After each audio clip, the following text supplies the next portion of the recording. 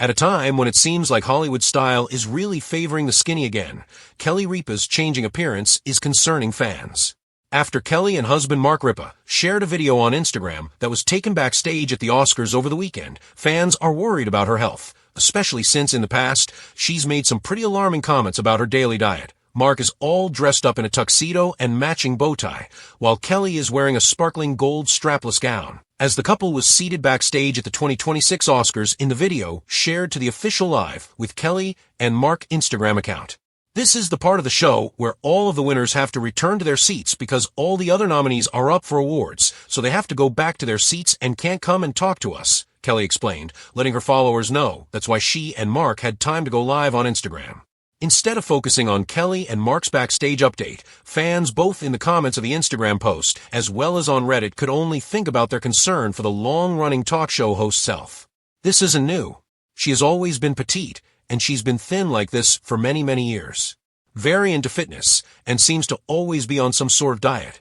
I love her, but I often wonder if she suffers from some kind of eating disorder, one commenter wrote. Another fan pointed out that Kelly has shared her concerning diets before writing. She's been on very restrictive diets for decades. Every couple of years, she'll give a "what I eat in a day" interview, and it's always relatively unhinged. Back in February 2024, Kelly's nutritionist, Dr. Daryl Geoffrey, told E!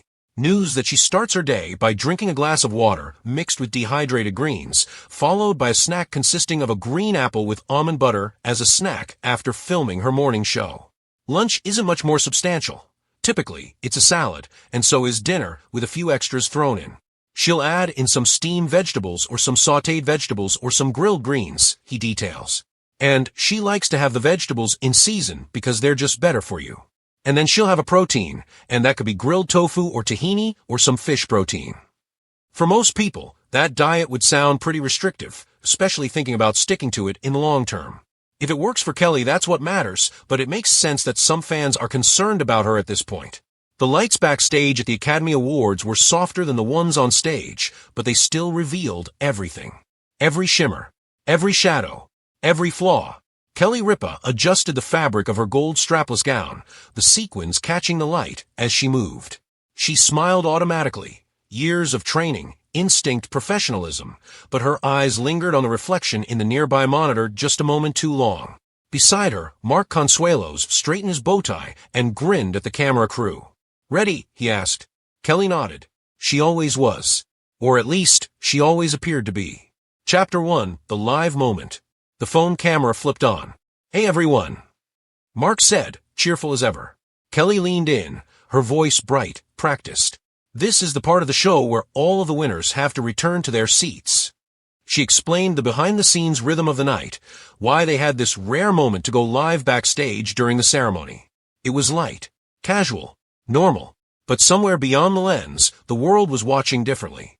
Chapter 2, the comments begin. At first, it was just a few, then dozens, then hundreds. The comments didn't focus on the Oscars, or the glamour, or even the moment. They focused on her. "She looks too thin. Is she okay? Something feels off." Kelly didn't see them immediately, but Mark did. His smile didn't fade, but something behind his eyes shifted. Chapter 3, a familiar narrative. This wasn't new. It never was. Kelly had spent decades in front of cameras. Decades being analyzed, praised, critiqued, reduced to snapshots and headlines. She's always been petite, some would say. She's too thin, others insisted. And somewhere in between those opinions was a person. Chapter 4, the routine. Morning started early. Always had. Before the cameras. Before the lights. Before the audience. A glass of water. Greens mixed in, carefully measured. A ritual. Control. Because in a world where everything was unpredictable, routines felt safe. After the show, a green apple. Almond butter. Simple. Clean. Disciplined. Chapter 5, the discipline. Lunch was light. Dinner lighter. Salads layered with vegetables. Seasonal, fresh, intentional. Sometimes tofu. Sometimes fish. Always controlled. Always planned. People called it restrictive. Kelly called it structure. Chapter 6, the pressure nobody sees. The thing about being on television every day is that you don't get to disappear. There are no off days. No moments where you can just exist without being seen. Every outfit, Every angle, every change, noticed, discussed, dissected, and over time, that kind of attention changes you. Chapter 7, The Voice Inside. You need to maintain. You need to look the same. You need to be better. The voice wasn't external anymore. It lived inside her now. A constant whisper. Sometimes quiet. Sometimes deafening. Chapter 8, Mark's Perspective. Later that night, away from the cameras, Mark sat beside her in silence. "You okay?" he asked gently. Kelly smiled. Of course. But he knew her. Better than anyone. "You don't have to be on right now," he said. The words hung in the air. Chapter 9, The Weight of Expectation. Kelly started, then stopped. "How do you explain something that doesn't have a clear shape?" "It's weird," she said finally. "People think they know you." Mark nodded. "They don't." "I know," she said, "but it still gets in." She tapped her chest lightly. "Here." Chapter 10, The Public versus the Private. To the world, Kelly Ripa was confident, energetic, flawless. But reality was more complicated, because behind every public persona is a private reality, one that doesn't always match the image.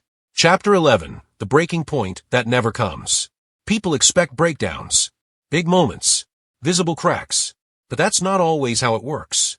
Sometimes it's quieter than that. Subtle, persistent, a slow accumulation of pressure. Chapter 12, The Strength Misunderstood. "You've always been strong," Mark said. Kelly laughed softly. "Or just good at pretending." He shook his head. "No, strong. Because strength doesn't always look like resistance. Sometimes it looks like endurance."